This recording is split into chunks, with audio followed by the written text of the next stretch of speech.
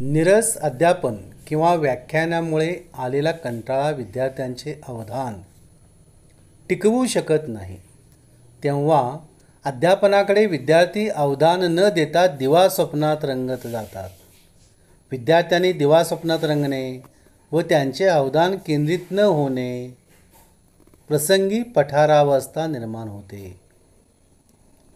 त्यासाठी पहिले कारण असू शकते, विद्यार्थ्यांचे अवधान केंद्रित झाल्याशिवाय त्यांचे अर्थपूर्ण अध्ययन होत नाही किंवा वर्गाध्यापन करीत असताना विद्यार्थ्यांची संभाव्य वर्तने कोणती घडतील याची कल्पना शिक्षकाला करावी लागते. विद्यार्थी दिवास्वप्नात रंगण्याची कारणे कोणती, दिवास्वप्नांची कार्ये कोणती, हे प्रश्न शिक्षकाच्या दृष्टीने महत्त्वाचे आहेत. वर्गातील अध्यापन व अध्यापनाचा पाठ्यांश याबाबत विद्यार्थ्यांमध्ये अभिरुचीचा अभाव असेल तर विद्यार्थ्यांचे अध्यापनाकडे अवधान केंद्रित होत नाही व तो दिवास्वप्नात रंगतो. त्या मनोव्यापाराची जरूर पातळी राखण्यासाठी उद्दीपकांच्या सतत होणाऱ्या बदलत्या पुरवठ्याची आवश्यकता असते. नीरस अध्यापनामुळे व वृक्ष पाठ्यांशामुळे मनोव्यापाराची जरूर पातळी राखली जात नाही. म्हणूनच की काय, आत्ताच्या नवीन शैक्षणिक धोरणामध्ये विद्यार्थ्यांच्यामध्ये चर्चा, आंतरक्रिया यांचा जरूर तो ओघ आणण्याचा प्रयत्न झालेला आहे. यामध्ये वेगवेगळ्या घटकांना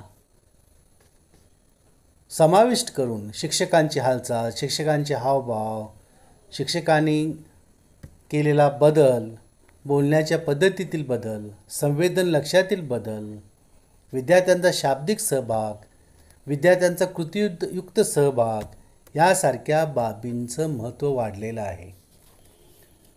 व्यक्तीला संवेदना वंचित केले तर ती व्यक्ती विक्षिप्त प्रतिमासृष्टीत रमते व तिला चित्तभ्रम होतात. केवळ संवेदना वंचित केल्यामुळे जे परिणाम घडून येतात ते सततचे संवेदन मिळत राहिले तर वेगळे परिणाम होतील. त्याचे अवधान अध्ययन प्रक्रियेकडे टिकवले जाईल.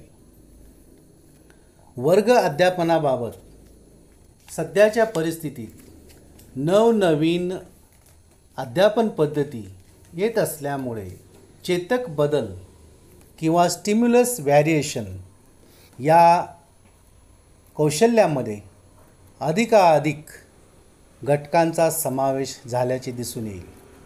यामध्ये शिक्षकांची हालचाल, शिक्षकांचे हावभाव, जेस्टर्स, बोलण्याच्या पद्धतीतील बदल, संवेदन लक्षातील बदल, विद्यार्थ्यांचा शाब्दिक सहभाग, विद्यार्थ्यांना एखादी कृती करण्यासाठी केलेला पाठपुरावा यांचा समावेश किंवा दृकश्राव्य साधनांचा वापर, एखाद्या मनोरंजनात्मक खेळाचा वापर, एखाद्या नवीन तंत्राचा वापर करून चेतक बदल कौशल्य अध्यापनात प्रभावीपणे वापरले जाऊ शकते. शिक्षक हालचाल काय करतील? एकाच ठिकाणी ठोकळ्याप्रमाणे उभे राहून शिक्षक जर उभे राहत असतील तर निष्कारण त्यांना अवधान केंद्रित करण्यास मारक ठरते. जितके गरजेचे आहे तितकेच वर्गामध्ये फिरणे महत्त्वाचे आहे. ज्या विद्यार्थ्याला शिक्षकांच्या मदतीची जरुरी पडेल त्या ठिकाणी त्या विद्यार्थ्याला न चुकता शिक्षकांनी मदत करावी. शिक्षकांनी विद्यार्थ्यांना त्यांच्या भावना स्पष्ट करण्यासाठी एखादा हावभाव, वस्तूंचा लहान मोठेपणा, आकार स्पष्ट करण्यासाठी केलेला हाताचा वापर यांचा वापर केल्यास अधिकाधिक विद्यार्थी अध्ययनाकडे वळतील अशी अपेक्षा असते. विद्यार्थ्यांच्या लकबी आणि शिक्षकांच्याही लकबी अध्ययनास मारक ठरतात त्या टाळाव्यात. एखादा नवीन मुद्दा फळ्यावरती लिहिणे एखाद्या नवीन शैक्षणिक साधनाचा वापर विद्यार्थ्यांसमोर आणणे म्हणजेच चेतक बदलाला सामोरे जाण्याचे होईल. काही शब्द, काही वाक्य यावर हेतुपुरस्सर जोर दिला, काही वेळा सावकाश बोलले, मध्येच स्तब्ध राहिले किंवा एखाद्या ठराविक लयीत बोलले तर चेतक बदल केला असे होऊन जाईल. संवेदन लक्षातील बदल जसे की ऐकण्याकडून पाहण्याकडे, विवेचनाकडून कृतीकडे, वाचनाकडून लिहिण्याकडे असा प्रवास राहिला किंवा फळ्याकडून फिल्मकडे, शिक्षकाचे बोलणे, ऐकण्याकडून ध्वनिमुद्रक ऐकणे, याखेरीज विद्यार्थ्यांचा शाब्दिक सहभाग घेतला, विद्यार्थ्यांच्या उत्तरांना हवे तसे वजन दिले, त्यांना उत्तरे देण्यासाठी प्रवृत्त करून घेतले आणि या माहितीचा उपयोग अतिशय चांगल्या शब्दात पुनश्च मांडणे म्हणजेच चेतक बदल होईल.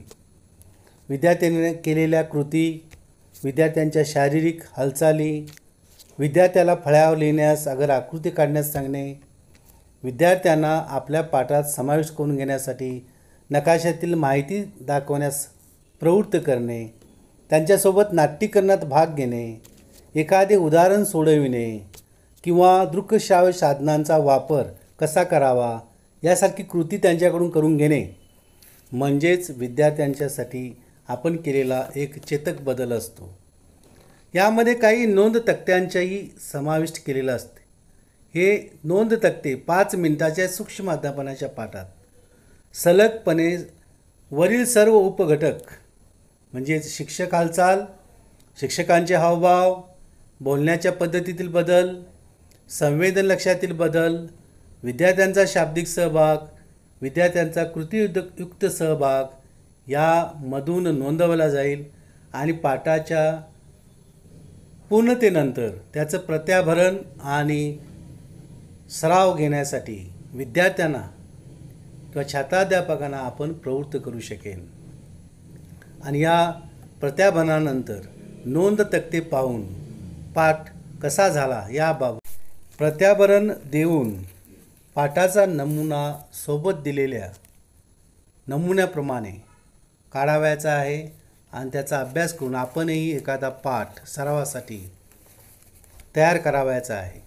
आपण नक्कीच या नमुन्याच्या आधारे एखादा पाठ घेऊ शकाल याबाबत मला विश्वास वाटतो. आपण तो नमुना पाहावा आणि आपली अध्यापनाची पहिली पायरी